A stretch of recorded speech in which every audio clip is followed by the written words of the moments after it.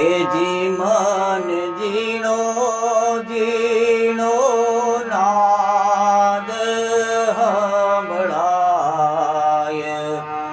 ગુરુજી મારા આવે છે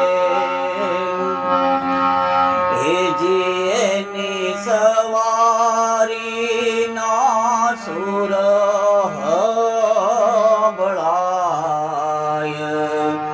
ગુરુજી મારા આવે છે હે જી મને જીણો જીણો નાદ હંભળાય ગુરુજી મારા આવે છે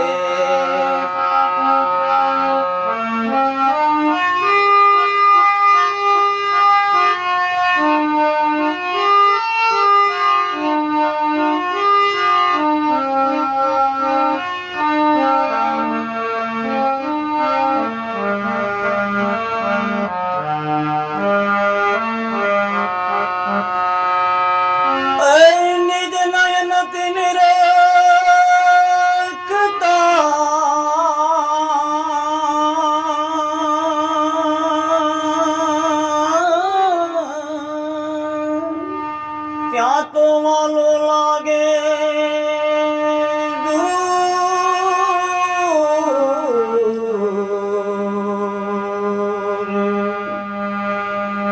ઓહમ સોહમ નાથી પીએ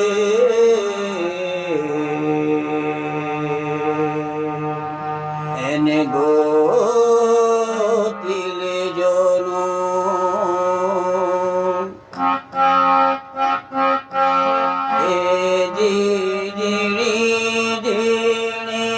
ઝાલર હંભળાય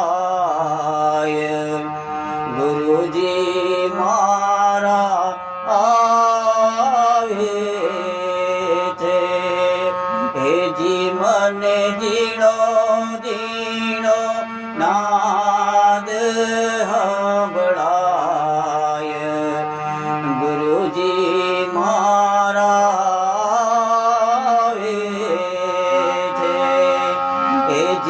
એની સવારી ના સુર હંભળાય ગુરુજી મારા આવે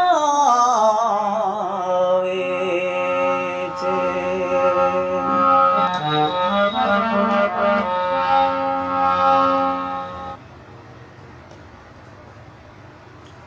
હેજી મને ઝીણો ઝીણો નાદ સાંભળાય ગુરુજી મારા આવે છે પીપળીના સવા બાપાના શિષ્ય સતી દાસી જગુનું આ પદ આ ભજન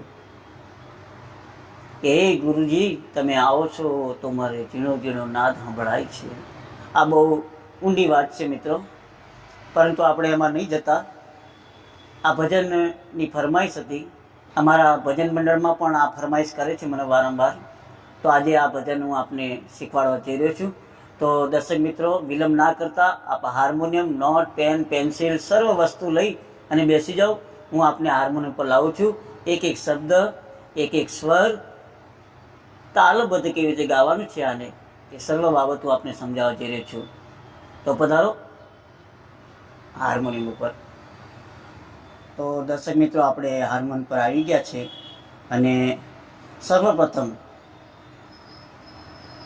આ સર્વ મારા વાલા દર્શક મિત્રો અમારા વાલા સબસ્ક્રાઈબરો અને અમારી સાથે ઓનલાઈન અને ઓફલાઈનમાં જોડાયેલા સર્વ અમારા મહાનુભાવોનું હું મારી યુટ્યુબ ચેનલ MS સોલંકી અને અમદાવાદથી ચાલતા અમારા ઓનલાઈન ક્લાસ શિવમ મ્યુઝિક ક્લાસમાં આપ સર્વનું હું ખૂબ ખૂબ હાર્દિક સ્વાગત કરું છું મિત્રો પધારો અમારા ક્લાસમાં અને અમારી ચેનલમાં અને ખૂબ જ સંગીતનું જ્ઞાન પ્રાપ્ત કરો તો આજે દર્શક મિત્રો એક આ સુંદર ભજન જે મેં આગળ ગાયું છે મિત્રો આગળ મેં ગાયું છે અને સાંભળી લેજો આપ જે આગળ અમે ગાયું છે એને સાંભળતા નથી, એટલા માટે એક પ્રશ્ન રહે છે. કોઈ પણ કમ્પોઝિશન આપણે ગાવું હોય હાર્મોનિયમ સાથે, તો સર્વપ્રથમ આપણને એના સ્કેલનું જ્ઞાન હોવું જોઈએ કે કયા સ્કેલ ઉપરથી આ ભજન કમ્પોઝિશન કર્યું છે, કે કયા સ્કેલ ઉપરથી આપણે ગાઈશું.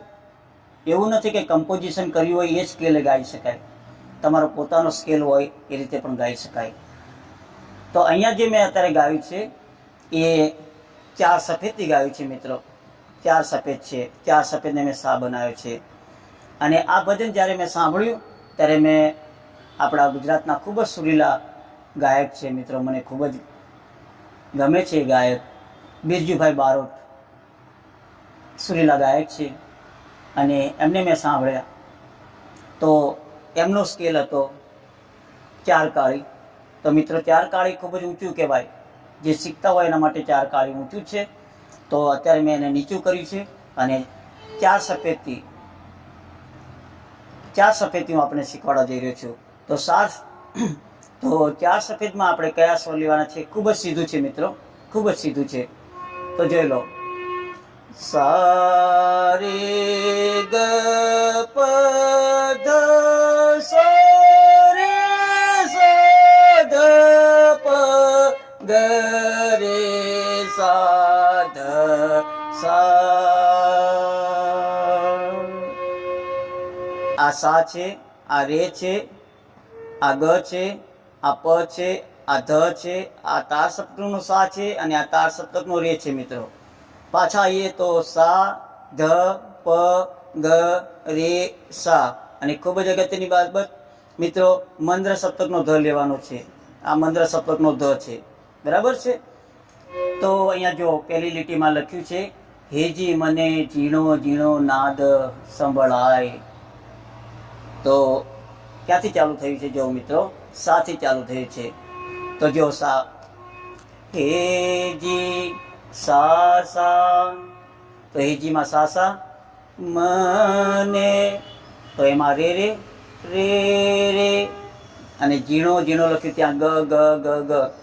ઝીણો ઝીણો ગ ગ ગ ગ. અને નાદમાં લખ્યું છે રે ગ. નાદ રે ગ. અને સંભળાય એમાં રે રે સાધ. સંભળાય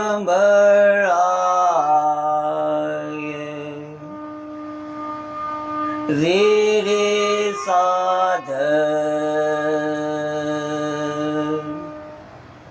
હવે આ લીટી હું ધીમે ધીમે ગાઉં છું. મારી આંગળી પર જોજો મિત્રો, તને કેવી રીતે ગાવાનું છે.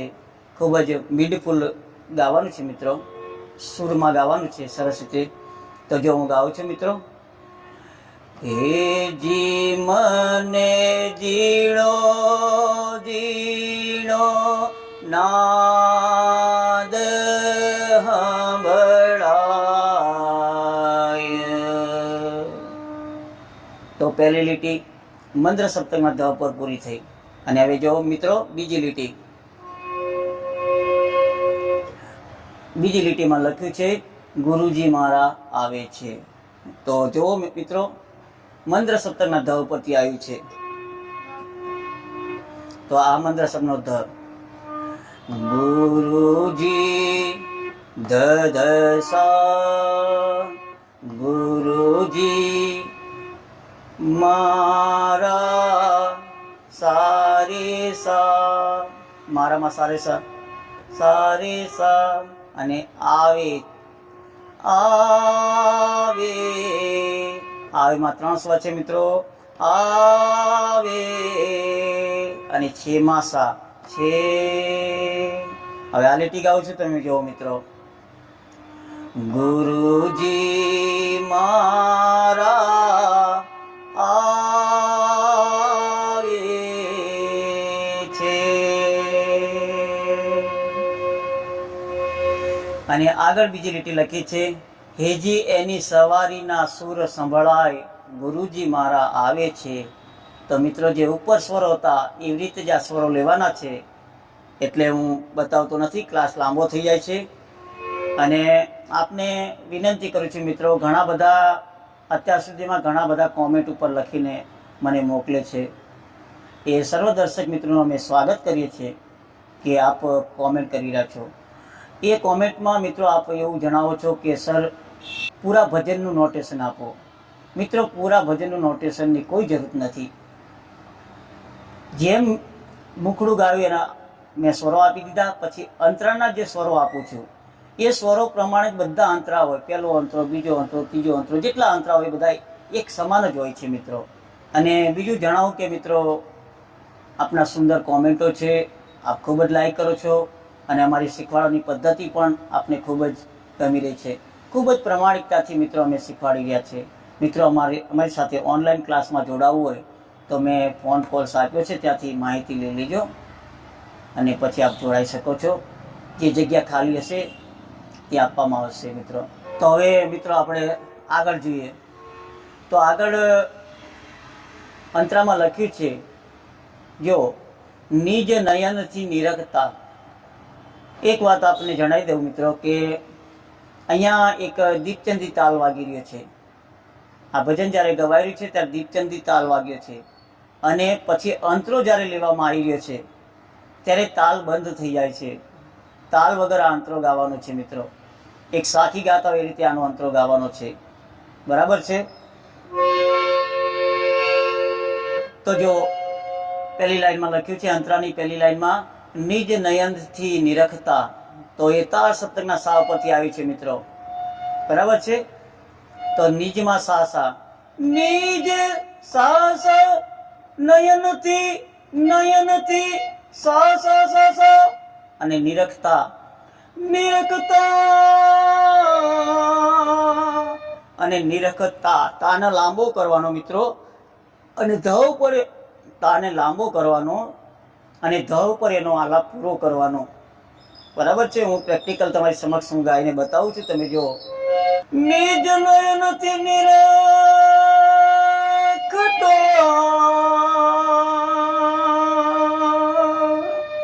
તો આ રીતે સા સા સા પર ગાય અને ધ ઉપર આલાપ પૂરો કરવાનો છે. અને હવે આગળ બીજી લાઈન જુઓ મિત્રો.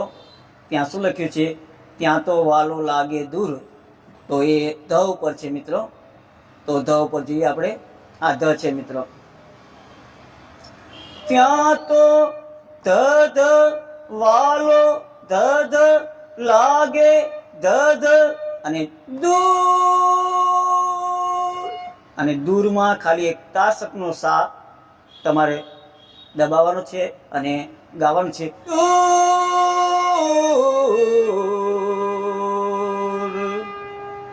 તે દૂ અહીંયા ગાવાનું છે અને આલાપ કરી અને ર છે, દૂર. ર ને તમારે રે ઉપર ગાવાનો છે. આ રે છે. બરાબર છે? હું પ્રેક્ટિકલ કરીને બતાવું છું બધું તમને. તો જો હું ગાઉં છું, ત્યાં તો વાલો લાગે દૂર,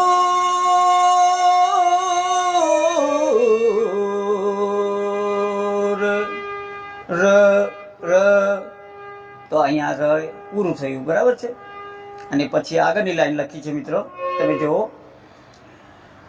ઓહમ સોહમ ના ચીપીએ, તો ત્યાં જોઈએ રે ઉપર છે, તો આ રે થી ગાઈએ. ઓહમ સોહમ ના રે રે રે રે રે રે, અને ચીપીએ સરસ લખ્યું છે મિત્રો. ચીપીએ, તો ચીપીએ કેવી રીતે લખ્યું છે? રે રે રે ગ રે સા ધ. આ ચીપીએ લખ્યું ખૂબ જ અગત્યનું છે આખા ભજનમાં. તો જો કેવી રીતે લખ્યું છે? ઓહમ સોહમ ના રે રે રે રે રે, ચીપીએ